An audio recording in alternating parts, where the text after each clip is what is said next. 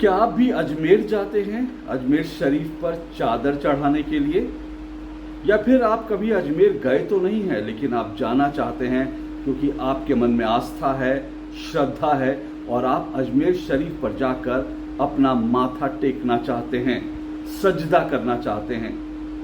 अगर हाँ, तो आपको आज मेरा ये वीडियो ज़रूर देखना चाहिए, क्योंकि आपको दरअसल मालूम होना चाहिए कि जिस अजमेर शरीफ पर आप दरअसल सजदा करने जाते हैं और बड़ी आस्था के साथ, श्रद्धा के साथ जाते हैं, उसी अजमेर शरीफ के कुछ खादिम, यानी कि वहाँ के जो पुजारी हैं, जैसे मंदिरों में पुजारी होता है वैसे उसी तरह से अजमेर शरीफ के खादिम होते हैं। तो आपको मालूम होना चाहिए कि कैसे अजमेर शरीफ के कुछ खादिम हिंदुओं की गला काटने वाली मुहिम में, इस जिहादी मुहिम में शामिल हो गए हैं। जी नहीं, मैं सलमान चिश्ती की बात नहीं कर रहा, वो तो पकड़ा गया जिसने कहा था कि जो कोई नूपुर शर्मा का गला ला कर देगा, गर्दन ला कर देगा, मैं उसको अपना मकान दे दूंगा, वो तो पकड़ा गया है। लेकिन अब कन्हैया लाल, जी हाँ, कन्हैया लाल के जिस तरह से गला काटा गया उदयपुर में, उस हत्याकांड के तार सीधे सीधे अजमेर के खादिम से जुड़ रहे हैं। नमस्कार, मैं हूं अशोक श्रीवास्तव और आप देख रहे हैं मेरे यूट्यूब चैनल अशोक श्रीवास्तव का वार, गद्दारों पर प्रहार।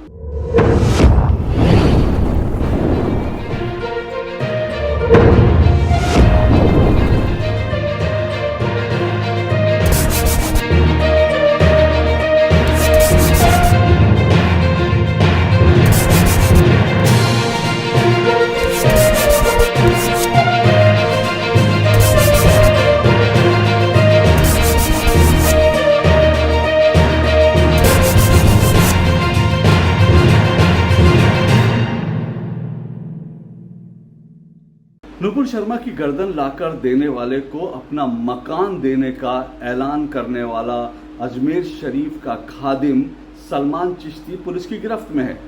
पुलिस ने जब इसको गिरफ्तार किया और जब इसका वीडियो वायरल हुआ तो उस वक्त अजमेर शरीफ के जो तमाम अन्य खादिम थे और साथ साथ जो अंजुमन कमेटी थी, उसने साफ तौर पर कहा कि ये नशेड़ी है, शराबी है, इससे हमारा कोई लेना देना नहीं।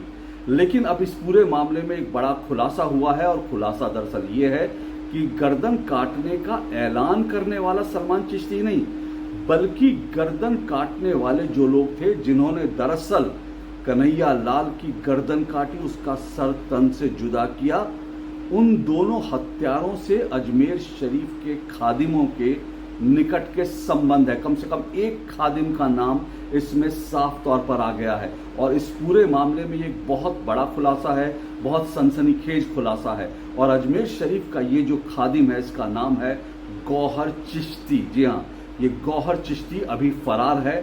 हो सकता है कि जल्द ये पुलिस की गिरफ्त में आ जाए, पुलिस इसको गिरफ्तार कर ले।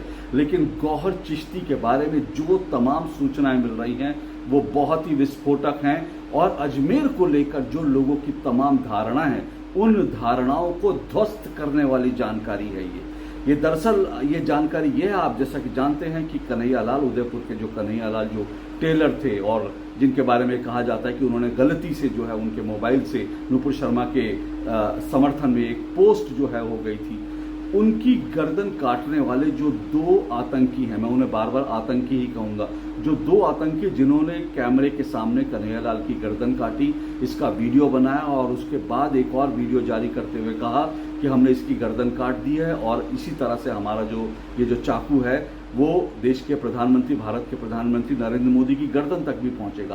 तो ये जो दो हत्यारे आतंकी थे, इन दोनों हत्यारे आतंकियों के साथ अजमेर के खादिम जो गौहर चिश्ती हैं, उनका निकट का संबंध सामने आया है। 28 तारीख को जो है वो 28 तारीख को उदयपुर में कन्हैया लाल की हत्या हुई और उससे पहले ये जो दो आतंकी थे जिन्होंने कन्हैया लाल की हत्या की, ये दोनों आतंकी 28 तारीख को हत्या करने से पहले 17 जून को ये दोनों गौहर चिश्ती से मिले थे। ये एक बड़ी जानकारी जो सामने आई है अब तक इस पूरे मामले में। और दरअसल मिले भी कैसे थे? ये दरअसल ये दोनों हत्यारे जो हैं, इनसे मिलने के लिए बाकायदा जो ये गौहर चिश्ती है वो उदयपुर गया था और उससे पहले इसी गौहर चिश्ती ने अजमेर के अंदर सर तन से जुदा के नारे लगाए थे। दरअसल जो अजमेर के लोग थे और अजमेर में जो मुस्लिम समुदाय था उसने नुपुर शर्मा के विरोध में 17 जून को एक विरोध प्रदर्शन निकाला था और ये मौन विरोध प्रदर्शन था। पुलिस से कहा गया था कि ये विरोध प्रदर्शन मौन होगा और इसमें किसी तरह की नारेबाजी या भड़काऊ नारे नहीं लगेंगे। लेकिन गौहर चिश्ती ने इस मौन प्रदर्शन में, इस मौन विरोध प्रदर्शन में सर तन से जुदा के नारे लगाए। ये कहा कि नुपुर शर्मा को जीने का हक नहीं और हमारे नबी के खिलाफ जो भी इस तरह की बात करेगा उसका हम सर तन से जुदा कर देंगे। तो गौहर चिश्ती दरअसल इस तरह के नारे लगाने वाले खादिम, जो पुजारी है, एक तरह से जो अजमेर शरीफ का खादिम है वहाँ का, उसने इस तरह के नारे लगाए। अजमेर में इस तरह के भड़काऊ नारे लगाने के बाद ये गौहर चिश्ती उसके बाद उदयपुर गया। उदयपुर में जाकर ये रियाज और गौस से मिला, दरअसल जिनके ऊपर आरोप हैं, जो कैमरे में साफ तौर पर दिख रहा है, जिन्होंने दरअसल कन्हैयालाल की हत्या की। तो ये बात सिर्फ इतनी नहीं है कि ये वहाँ जाकर मिला था, बल्कि जिस दिन ये दोनों ने हत्याएं की 28 जून को, उसके बाद ये भी बताया जा रहा है, ये भी कहा जा रहा है कि ये दोनों आतंकी हत्यारे जब वहाँ से भागे, उदयपुर से भागे, तो उदयपुर से भागकर ये सीधा अजमेर जा रहे थे गौहर चिश्ती से मिलने के लिए। इतना ही नहीं बल्कि ये भी कहा जा रहा है, जो जांच में सामने बात आ रही है उसमें ये भी बात सामने आ रही है कि गौहर चिश्ती के कहने पर ही इन दोनों हत्यारों ने उदयपुर में जब हत्याकांड करने के बाद ये पूरा वीडियो बनाया था और 17 जून को भी इन्होंने दरअसल जो वीडियो बनाया था और इस वीडियो में इन्होंने कहा था कि वो कन्हैयालाल की हत्या करेंगे और उसका सर काट देंगे, इस तरह से जो एक वीडियो बनाया था और वो वीडियो भी इन्होंने गौहर चिश्ती के कहने पर ही बनाया था। तो ये सारा खुलासा होने के बाद अब बहुत सारे सवाल उठ रहे हैं कि दरअसल अजमेर में जो खादिम हैं उनकी भूमिका क्या है। अजमेर में खादिम जो हैं, क्या दरअसल वो खादिम लोग जो हैं वो क्या किसी बड़े जिहादी नेटवर्क से जुड़ गए हैं? क्योंकि अकेले एक का मामला नहीं, सिर्फ सलमान चिश्ती का मामला नहीं है, गौहर चिश्ती का भी मामला सामने आ गया। और इतना ही नहीं, अंजुमन कमेटी के जो अध्यक्ष हैं सरवर चिश्ती, उनके भी कुछ भड़काऊ जो वीडियोज़ हैं वो पब्लिक डोमेन में हैं। सरवर चिश्ती जो ने एक भड़काऊ जो बयान दिया वो उन्होंने कहा कि भारत में एक ऐसा आंदोलन करेंगे कि पूरा हिंदुस्तान हिल जाएगा, इस तरह के उन्होंने भाषण दिए थे। और इतना ही नहीं, ये जो सरवर चिश्ती है, सरवर चिश्ती का इससे पहले एक और वीडियो, पुराना एक वीडियो सामने आ रहा है, जब दरअसल जब कुछ रेलवे स्टेशन के और मुगल सराय रेलवे स्टेशन के और साथ साथ कुछ शहरों के नाम बदले जा रहे थे, उस वक्त का ये वीडियो है। उस वीडियो में ये सरवर चिश्ती साफ तौर पर कह रहा है कि हमको कमज़ोर मत समझो, हमने यहाँ पर हिंदुस्तान में 600 साल तक हुकूमत की है और हम अगर अपनी पर आ गए तो हम अब भी ऐसा कर सकते हैं, आप इन पर हुकूमत कर सकते हैं। तो सरवर चिश्ती, सलमान चिश्ती और गौहर चिश्ती, ये तीनों जो हैं, ये तीनों अजमेर के खादिम हैं और सरवर चिश्ती तो अंजुमन कमेटी का अध्यक्ष है। तो ये तीनों के जो हरकतें हैं और ये तीनों के जो बयान हैं, ये क्या संकेत दे रहे हैं, ये आप समझिए।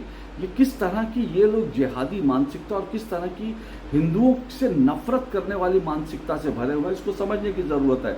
एक और मैं बहुत बड़ी बात आपको जानकारी में बता दूं, ये पहला मामला नहीं है जो अजमेर के खादिमों से जुड़ा हुआ है, बल्कि यही जो गौहर चिश्ती जो अभी फरार है, ये गौहर चिश्ती साल 2020 में अजमेर के अंदर जो सीआरपीएफ का जो एरिया, जो सीआरपीएफ का जो प्रतिबंधित क्षेत्र था, वहाँ की वीडियो बनाते हुए पकड़ा जा चुका है। वहाँ की ये वीडियो छुपकर बना रहा था और इसको दरअसल उस वक्त वहाँ की जो सीआईडी थी उन्होंने गिरफ्तार कर लिया और इसका जो मोबाइल था, मोबाइल भी जब्त कर लिया। तो ये सवाल उठता है कि सेना, अर्धसैनिक बलों के जो प्रतिबंधित क्षेत्र हैं, वहाँ की वीडियो ये गौहर चिश्ती जो अजमेर का खादिम है, अजमेर शरीफ का खादिम है, वो क्यों बना रहा था? ये बहुत सारे सवाल खड़े करते हैं। और इससे भी बड़ी बात आपकी जानकारी में जो अब सामने आ रही है, जो दरअसल इतने सालों तक ये पूरा मामला ढका छुपा रहा, कोई इस पे बात नहीं कर रहा था। 1992 में, जी हाँ 1992 में अजमेर में एक बहुत बड़ा कांड हुआ था।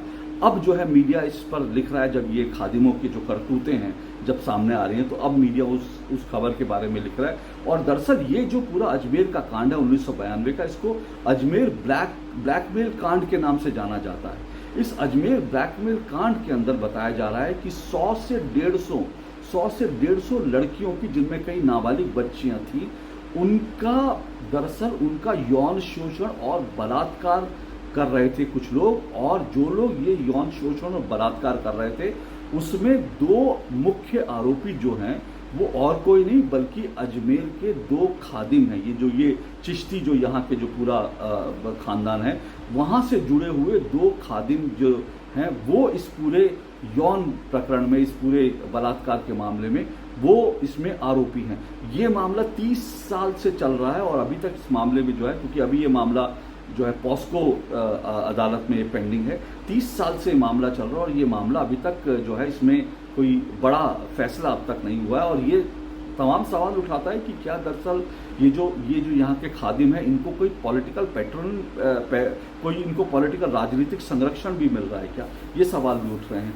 बहरहाल ये सवाल कितने सही हैं, कितने वो हैं गलत हैं, इसका फैसला अदालत करेगी और अदालत में जब ये मामला आएगा तब होगा। लेकिन मैं आपको सिर्फ ये कहना चाह रहा हूँ, ये बताना चाह रहा हूँ कि अजमेर शरीफ, आपको जानकारी होगी कि अजमेर शरीफ में हर रोज़ ऐसा माना जाता है कि 20 से 22 हज़ार लोग वहाँ जाते हैं, वहाँ पर सजदा करने के लिए अजमेर शरीफ में। और यहाँ पर जो लोग पहुँचते हैं उनमें से 60 से 70% हिंदू होते हैं, 60 से 70% हिंदू होते हैं। और इस अजमेर शरीफ की जो सालाना आय है, सालाना इनकम है, वो करीब 200 करोड़ रुपए है। 200 करोड़ रुपए सालाना इनकम है। और ये जो सालाना इनकम होती है अजमेर शरीफ को, इस इनकम में 60 से 70% या शायद इससे भी ज़्यादा पैसा जो है वो हिंदू समाज का, हिंदू समुदाय का, हिंदू धर्म को मानने वालों का होता है। ये आपकी जानकारी के लिए है, इसके निहितार्थ आप खुद निकालिए। आज के लिए इतना ही। आपको मेरा वीडियो कैसा लगा ज़रूर बताइएगा और आपको अच्छा लगा तो इसको ज़रूर फॉरवर्ड कीजिएगा। नमस्कार।